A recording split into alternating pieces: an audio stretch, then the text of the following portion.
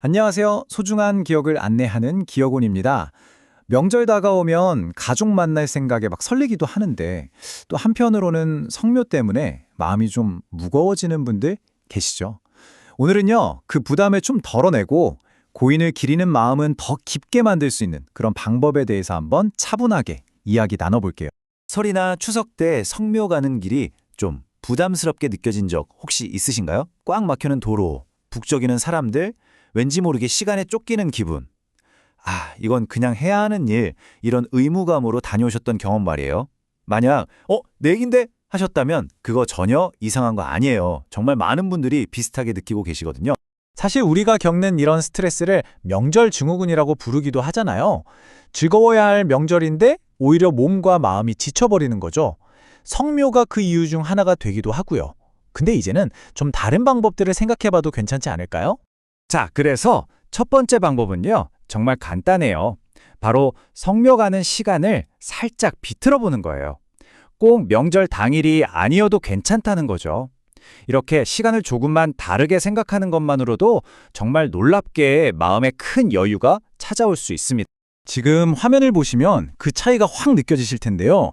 왼쪽은 우리가 흔히 겪는 명절 당일의 모습이죠. 꽉 막힌 도로 위에서 시간을 다 보내고 인파에 휩쓸려서 쫓기듯이 성묘를 마치는 그런 모습. 반면에 오른쪽은 어때요? 한적한 길을 여유롭게 달려서 정말 차분한 분위기 속에서 고인을 온전히 기리고 또 가족들이랑 도란도란 이야기 나눌 시간도 충분히 생기는 거죠. 구체적인 방법으로는 한 두 가지 정도를 생각해 볼 수 있어요. 첫 번째는 미리 성묘. 말 그대로 명절 한두 주 전 주말에 미리 다녀오는 거죠. 그리고 두 번째는 분산 성묘인데요. 이건 형제 자매가 있다면 꼭 한날 한시에 다 같이 갈 필요 없이 각자 편한 날짜에 나눠서 방문하는 거예요. 이렇게만 해도 모두의 부담이 정말 훨씬 가벼워질 수 있답니다. 자, 두 번째 방법은요. 준비에 대한 이야기예요. 사실 성묘상에 올릴 음식을 준비하는 것도 이게 만만치 않은 일이잖아요. 여기서 중요한 포인트는 준비물은 가볍게, 하지만 조상을 기리는 마음은 더 깊고 무겁게 담는 거예요. 꼭 막 거창하게 상을 차리지 않아도 괜찮아요. 예를 들어서 고인이 살아계실 때 좋아하셨던 과자나 음료수 한두 가지, 아니면 따뜻한 차나 커피 한 잔이면 정말 충분합니다. 오히려 그런 소박한 준비물이 더 깊은 그리움을 불러일으킬 때도 있거든요. 그리고 뒷정리가 간편한 것들로 챙겨가는 센스, 이것도 잊지 마시고요. 생각해보면 상다리가 휘어지게 차리는 것보다 할머니가 좋아하시던 그 약과 하나, 할아버지가 즐겨 드시던 막걸리 한 잔이 훨씬 더 의미 있을 수 있잖아요. 중요한 건 음식의 가짓수가 아니라 그 음식을 보면서 고인과의 소중한 추억을 떠올리는 바로 그 마음이니까요. 그런데 말이죠. 여러 사정 때문에 직접 성묘를 가거나 묘소를 돌보기가 어려울 때도 분명히 있잖아요. 그럴 때 막 죄책감 느끼거나 마음 쓰실 필요 전혀 없어요. 우리에겐 또 다른 좋은 방법들이 있으니까요.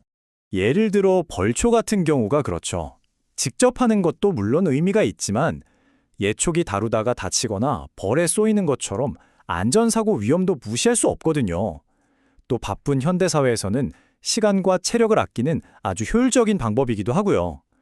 그래서 산림조합이나 전문업체의 도움을 받는 게 현명한 선택이 될 수도 있어요. 그리고 가족들이 비용을 같이 분담하는 것 그 자체가 조상님을 함께 돌본다는 따뜻한 의미가 되기도 하고요.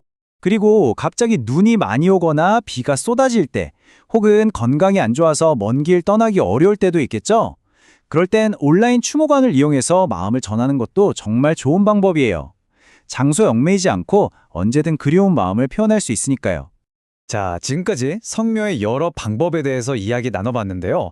사실 우리가 절대 잊지 말아야 할 가장 중요한 가치가 하나 있어요. 그건 바로 함께라는 마음입니다. 성묘는 결국 가족이 다 함께 조상을 기억하고 서로의 소중함을 다시 한번 확인하는 시간이잖아요. 성묘를 다녀와서는 가족들이랑 이런 시간을 가져보는 건 어떨까요? 옛날 앨범 펼쳐놓고 돌아가신 분과의 추억을 이야기하고 아이들한테는 할아버지, 할머니가 어떤 분이셨는지 재미있는 이야기를 들려주는 거죠.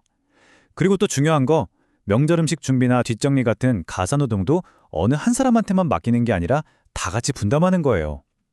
이게 바로 살아있는 우리 가족이 조상을 기리는 가장 멋진 방법이 아닐까요? 어쩌면 조상님들이 우리에게 진짜로 바라시는 건 바로 이런 모습일지도 몰라요. 완벽한 형식에 얽매여서 후손들이 지치고 힘들어하는 것보다 가족들이 서로 아끼면서 평안하고 화목하게 지내는 모습을 보면서 더 흐뭇해하시지 않을까요?